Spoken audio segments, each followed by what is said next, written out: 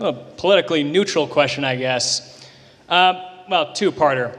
First of all, I think I already know the answer to this, but do you think that there's a bias in American media today? And secondly, as a member... Yes. I kind of figured. But secondly, as a member of the press, I want to be a journalist.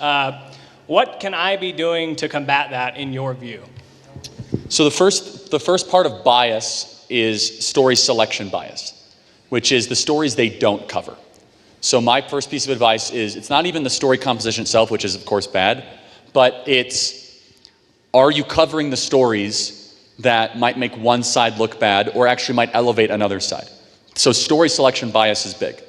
Finally, it's also the facts that they emphasize or they will not emphasize. So my other piece of advice to you is that when you are writing the story, if you're describing, for example, Charlie Kirk, the liberal media would say, look, white supremacist Charlie Kirk.